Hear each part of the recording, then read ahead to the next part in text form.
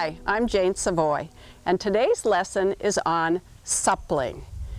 I want to explain to you why you'd like to supple your horse. There are a couple of reasons actually. We want to supple the horse so that the muscles are loose and relaxed, and we also want to supple the horse if we're dealing with a horse that is nervous or is tense.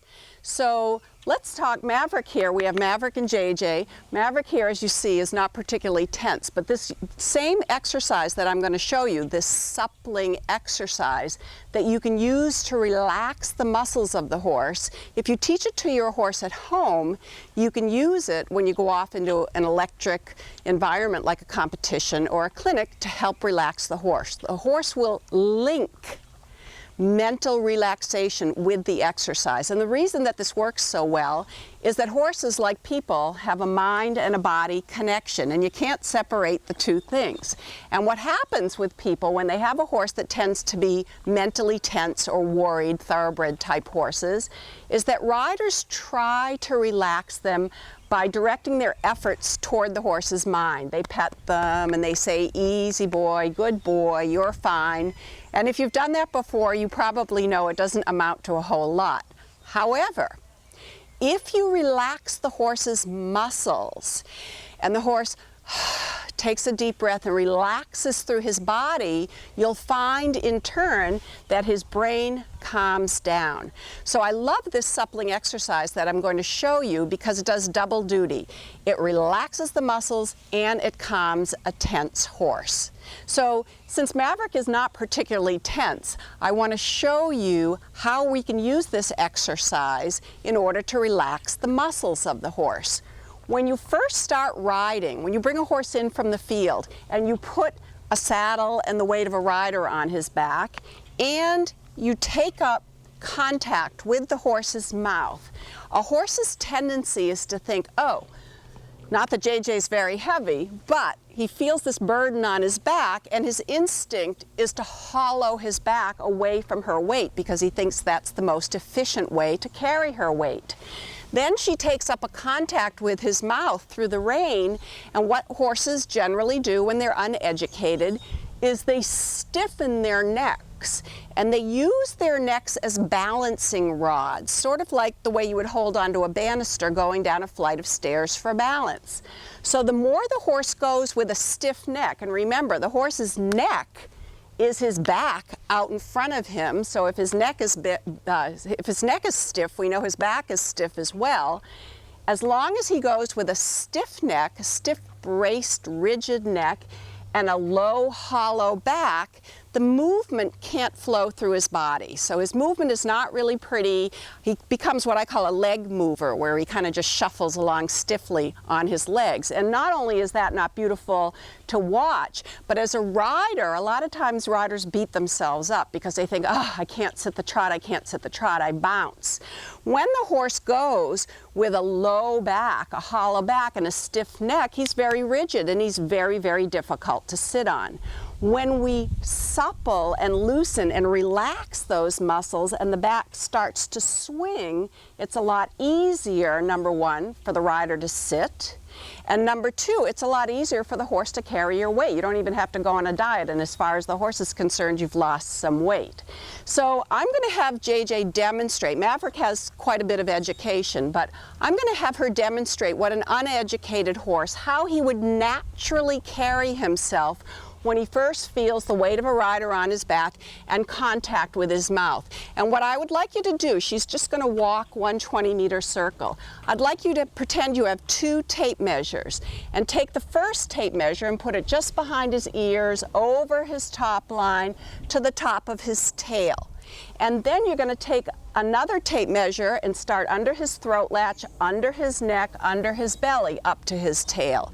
And you try to decide when she's walking him in this natural posture, which measurement would be longer, the top line measurement or the bottom line measurement. And that will give us some indication of which muscles the horse is predominantly using to carry himself and carry his rider. So JJ, if you could just do one circle in the walk here. And allow Maverick to be hollow. Yeah, good. And just go down a little bit further, good. Yeah, let his head be a little higher, even if you have to help him. That's very good. Good. And I think I want you to do a second circle, just because that was a little bit small, so we can see that again. Stay to the inside here. And walk once more around. Yep. Yeah, that's fine. That's plenty of walk. Good. And let his head be up. And if you look at the top line measurement, and we ran an imaginary tape measure from behind his ears over his back to the top of his tail, you can see that that measurement is shorter than the underline measurement. So he's going with a stiff neck and a hollow back. And then you can just halt right up where you were before. That's perfect. Good. Okay, so that's not the most efficient way for the horse to deal with a rider on his back in contact with his mouth. But left to his own devices, that is how he's going to carry himself. So we have to teach him to be a problem solver, that there is another way that he can carry the rider and move through his entire body so that both he and his rider are more comfortable. And that's what this suppling exercise is all about. And I'm going to tell you one by one what the aids are. As with everything we do with the horse, we have active aids and we have passive aids. And I'm going to tell you about the active aids first. The active aids are going to be your inside rein and your inside leg, lateral aids, leg and hand on the same side. And we're just going to pretend, even though JJ just did a circle to the right, we're going to pretend that she would be circling to the left here, so that her left leg and her left hand would be the inside aids. So let's talk about the left rein first. Remember, I told you, when the horse stiffens against the rein, he uses his neck as a balancing rod. So we need to take the horse's balancing rod, we need to take his neck away from him so that he cannot use it as a balancing rod, and as a result, he has to use what's back here. So what we're first going to do is we're going to bend the horse just about halfway down his neck. Just about like that. You don't want to bend him bigger than that, because if you bend him bigger than that, he's going to pop out through his outside shoulder and lose his balance. And you don't want to bend him less than that, just about like that, because it's not going to get the job done. It's not going to take the rigor out of the mortise here. So what we're going to do is bend him halfway down his neck, and we're going to do it 3 times in a row. And the timing of these 3 bends is very quick. She's going to quickly bend and immediately straighten his neck with the other rein, and quickly bend and immediately straight, and quickly bend and immediately straight. 3 times in a row. Now, a couple more things you need to know about this inside rein. You can bend a horse in the neck with direct rein, as JJ is doing here, or you can bend the horse in the neck with indirect rein. I would like you to use indirect rein, because any backwards action on the rein stops the hind leg from coming forward. And you'll see as we go on to the leg aid that our point of the suppling is not just to loosen the horse's neck, because we never just want to work the horse in parts. We want to connect the hind leg on one side to the rein on the same side. So I never want to do anything to discourage the hind leg from coming forward, so I never want to come back. So we're going to use indirect rein. Now, indirect rein means 2 things. It means the action of the hand goes toward the opposite hip. So what JJ's going to do is bring this hand as close to the withers as possible, but not cross over, and she's going to turn her wrist as if she had a key in a door, and she's unlocking the door, unlocking the door. And it's a quick motion, unlock the door, and then the thumb goes back to the highest point of the hand. Unlock the door, thumb up, unlock the door, thumb up. So you bring that hand, that indirect rein aid, as close to the withers as possible, but you never cross over, and you do that little turn of the key, turn of the key. Another thing you need to know about this inside rein is that riders are really generally very good at keeping this straight line contact while they're bending the horse. But often when they straighten the horse with the other rein, they drop contact and put a loop in the rein like this. What you want to do is stay attached to the rings of the bit, just like your fingers are curled around the ring of the bit, and keep this straight line contact before, during, and after the Supple. So that's what your active aids do. And some of you might have seen riders bending horses and have tried this on your own horse. But the dangerous thing about that is if you're just imitating what you've seen someone do, all you're probably imitating is the moving of the horse's neck around. And like I said before, we never want to work the horse in parts. We always want to work the whole horse, and particularly we want to work the horse from back to front. So the way we do this with our active lateral aids, lateral meaning hand and leg on the same side, is that every time JJ bends Maverick, she's going to give a tiny little squeeze with her calf so that her calf tells the corresponding hind leg to go forward into this hand, and she's going to put him through the inside of his body. So that's what the active aids do. But your passive aids, the aids on the other side, are just as important. It's very important. Let's say her hands are right here in perfect riding position, and I drew an imaginary box around them. I call this your work area. And I don't care whether you're giving an indirect rein aid, whether you're vibrating a rein, or maybe later on when you half halt, you're closing a hand in a fist. Everything you do with your hands should stay in the work area. The tendency for riders when they're first beginning to supple horses, and you can demonstrate this for me, is as they take on one rein, the other hand goes forward.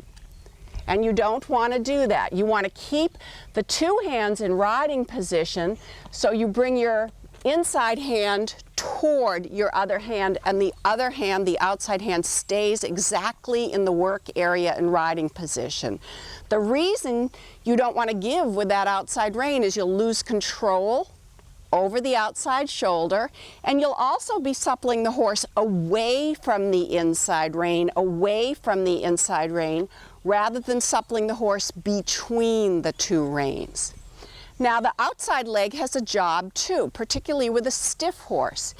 If your horse is stiff, and just as an exaggeration, I'm going to say his body is like a 2x4, and you go and you take on the rein to bend him, his haunches are going to want to swing in the opposite direction. So therefore, you're not going to do anything to supple his body, because he's just going to be moving his rigid body from this position to this position.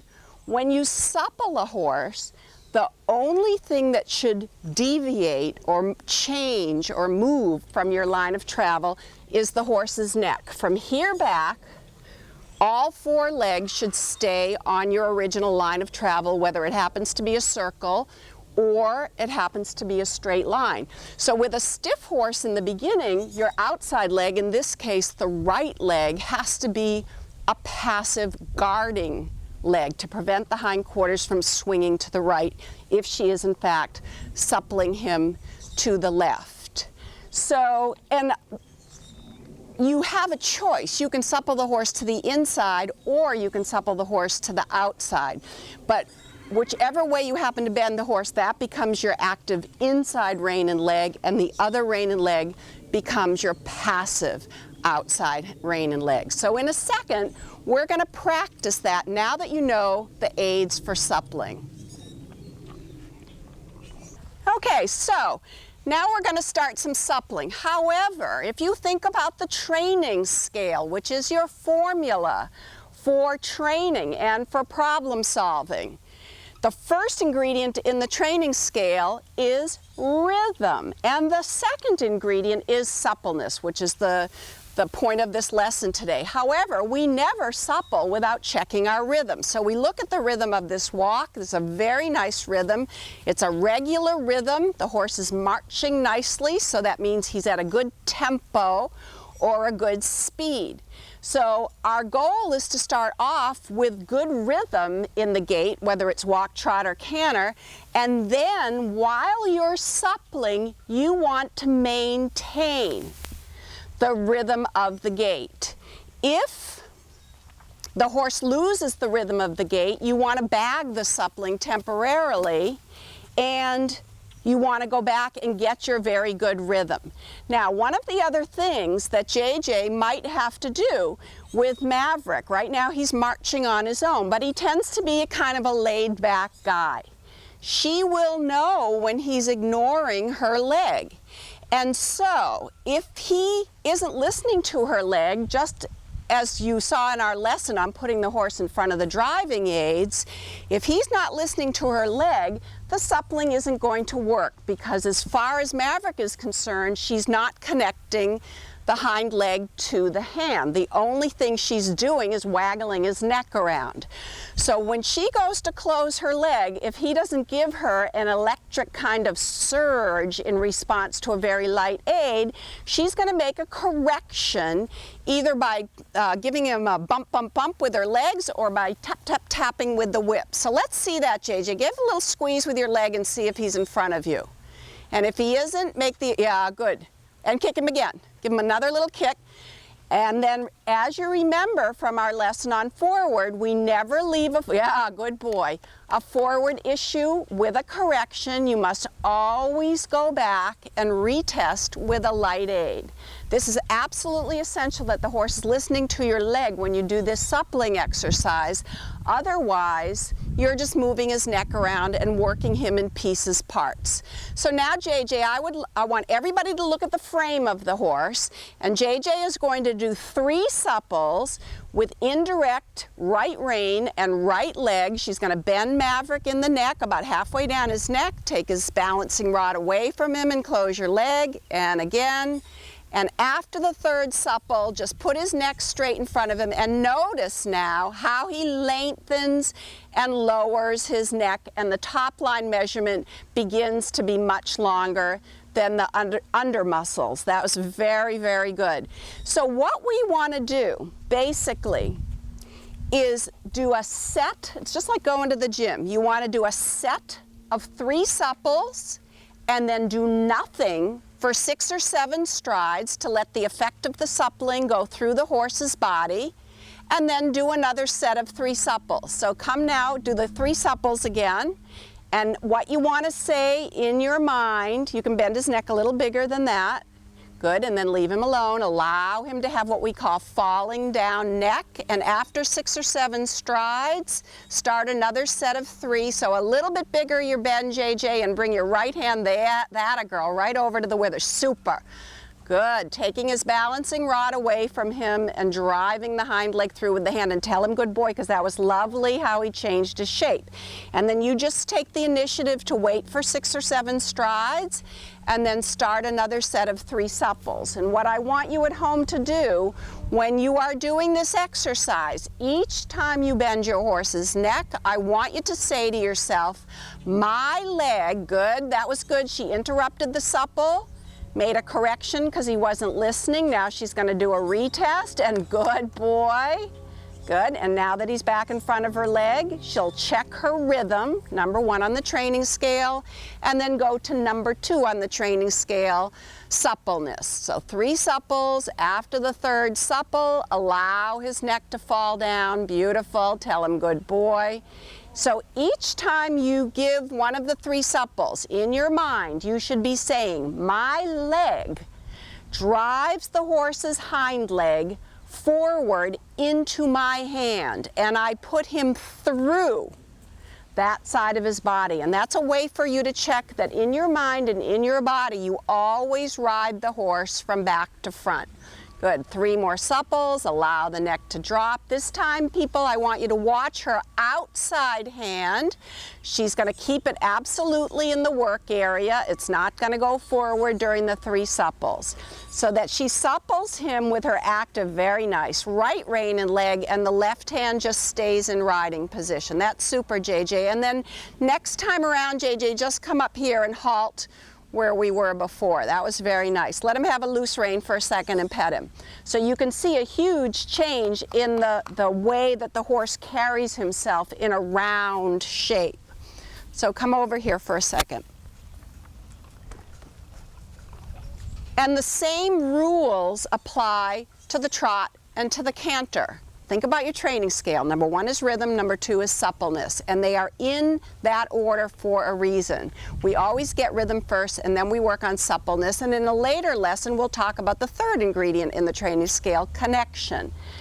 If you were to then do this in the trot, the first thing you would do is check your rhythm in the trot, that it's absolutely regular. Then you would do the 3 supples, give the horse's neck back for 6 or 7 strides, and then do another set of 3 supples, striving to maintain that 1, 2, 1, 2 regularity of the trot. Same thing for the canter.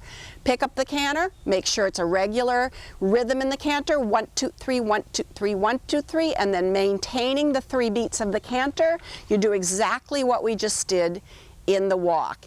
And staying on top of it, just like JJ was, when she felt that Maverick was behind her driving aids, she interrupted the suppling, made a correction with her legs, but remember, never leave a forward question with a correction. Because if you do, all you're going to do is make your horse more dull. He's going to wait until he feels you kicking before he thinks he has to answer you. Always go back and retest with a very light aid, and when he's shouting his answer to a whispered driving aid, then you praise him. And that way, when you go back to suppling again, you can really ride the horse from back to front. So the next question you might ask yourself is, well, how long do I have to do this? Obviously, this is part of Maverick's education. He knows this. So it doesn't take too long to change him from this very inverted posture to a round posture. But when you start this at home, you need to know that horses become supple in stages. It's not black and white. It's not a case of the horse being 100% stiff or 100% supple.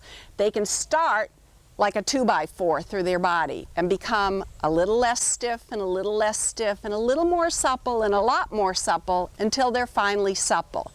So since you're probably working independently much of the time, I want to give you 3 tests that the horse needs to pass in order for you to know that he is 100% supple. And this will also help you keep your training with a really positive note, because if the horse starts off very, very stiff and he begins to get relatively less stiff, you know you're making progress, and you'll be encouraged and your horse will be encouraged. The first test is for you to just evaluate. If you were just going around and had a light contact with the horse's mouth, how much weight do you have in your hands? Just for argument's sake, let's say 1 pound or 2 pounds. Okay, what would you tell me that you normally have? 2 pounds. 2 pounds. Okay, so she normally has 2 pounds in her hand. With a supple horse, you can bend the horse in the neck as much as I've been asking JJ to do, and the weight of the rein stays the same. That's your first test. The weight of the rein stays the same. So with a straight neck, it's 2 pounds, 2 pounds, 2 pounds, 2 pounds, 2 pounds, and we could supple the horse in the other direction. 2 pounds, 2 pounds, 2 pounds, 2 pounds. When a horse is stiff, and you start with the 2 pounds and you bend the horse in the neck, it might go up to 5 pounds or 10 pounds or 20 pounds. That's your starting point. So that you know with each set of 3 supples, as it gradually takes less and less power to bend the horse's neck halfway around until eventually the weight of the rein stays the same, then we have a supple horse. And you need to understand the horse is going to become supple on one side of his body sooner than he becomes supple on the other side of his body. Now, the next test is, you saw that with the suppling, that at the finish of the 3 supples, Maverick's neck, I like to call it falling down neck. His neck fell down and he became longer over his top line measurement. If you have a horse that's very stiff in the beginning, what happens is, as you take on the rein, the neck might go up in the air, up in the air, up in the air. That's okay. All we're looking for in the beginning is at the finish of the 3 supples, the neck goes down. As the horse becomes more supple, you'll evaluate what he does with the neck while you're taking on the rein. And when the horse is very supple, the neck goes long and down during the bend. That's the second test. The third test is the horse is so loose in his neck, remember his neck is his back out in front of you, that the rest of his body from here back will stay on the original line of travel without you having to use an outside guarding leg to prevent the hindquarters from swinging out. And so we're going to go through those 3 tests now. We'll start with the weight of the rein. So walk off there, JJ. That was a good answer, and she praised him. Always being sure the horse is in front of the driving aids. And notice that she just switched her whip and put it on the outside, even though generally, don't supple yet, even though generally we carry the whip in the inside hand as a reinforcement of the inner leg aid, until you get comfortable with this little turn of the key with your inside hand, it would be better for you to put the whip in the outside hand so you don't have to worry about the whip getting in the way. So, JJ, you don't have a mic on, so I want you, each time you supple him, I want you to yell really loud how many pounds of power it took for you to bend his neck around. 4 pounds. 4 pounds, she said. 4 pounds. 1 pound. 1 pound, super. Okay, so we can see that he started off not 100% supple. There was an increase in the weight of rein, an increase in the weight of rein, and then finally the weight of rein actually was even lighter. That was very good. Now we're going to do the second test, which is to see what he does with his neck during each of the 3 supples, and I'll say that for you. I'm going to say either the word up or the word down. Wait until you're turned a little bit more so we can see you, and do a little bit bigger supple and keep your left hand by the saddle. So the neck went down, a little bit bigger, neck went down, neck went down. Okay, and then it went really down at the end of the 3 supples. You can see that this is part of this horse's program, and he is quite supple and he knows what to do.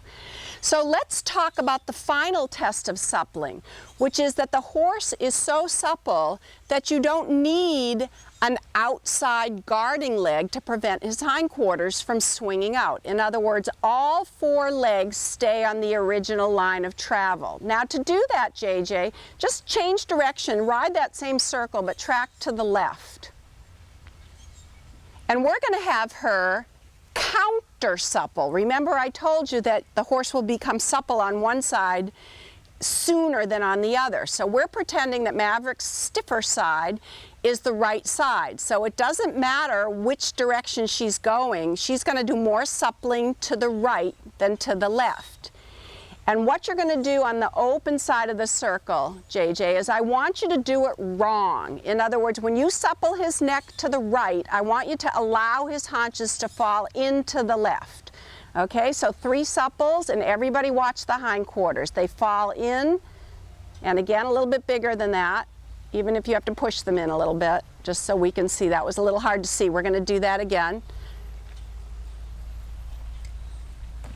That's right. That's right. She makes a correction because he's not listening to her driving aids, but now she's going to go back. And she gave a light aid, and he surged forward, and she praised him. And you're going to counter supple, and you see how the haunches are falling. Good. Falling to the inside, and do it once more. Let the haunches fall in. There. Super. That was really bad. Thank you. That was exactly what I wanted to see. That's when your horse's body is stiff and you take on one rein, his haunches fall the other way, and you have to prevent that. Now do it correctly, JJ. You have to prevent that from happening by supporting with the left leg. So quickly bend, immediately straight, keep your outer hand in riding position. Your outer hand is now your left hand. That was super. And then let the neck fall down. Very good. And then you can stop there. Good. So let's just have a little review of what we talked about. This lesson was on suppleness, suppling the horse. For Maverick, we used it to get the muscles more supple and loose, but this exact same exercise will help you if you have a horse that tends to be a little nervous or a little tense. Did you hear that nice sigh he just let out? As we loosen the muscles, the horse relaxes physically, and because of the mind-body connection, the mind relaxes as well. So the active aids in the suppling, indirect inside rein and inside leg together. 3 quick bends. Bend straight, bend straight, bend straight, while the outer hand stays in riding position and the outer leg prevents the hindquarters from swinging out. You can supple to the inside, you can supple to the outside. Basically supple as needed, depending on which is your horse's stiffer side. I just want to say one other thing about the suppling, where sometimes you can get feedback from your horse that you read incorrectly. One of the reasons that I want you, even if your horse feels very stiff and very strong, that I want you to quickly bend immediately straight, quickly bend immediately straight, quickly bend immediately straight, is because it is the instinct of riders, if the horse is stiff and they go to bend them, to hold the horse in the bend until the horse feels soft. But watch what happens. If I hold him in the bend, the place that he gives is here, his jaw. And so he'll feel very soft and light in your hand, but the only part of his body you have control over is this tiny little piece. And you see we have a great big horse back here. So you want to be sure that you don't do anything to get the horse to just give in his jaw. We want the connection from back to front first.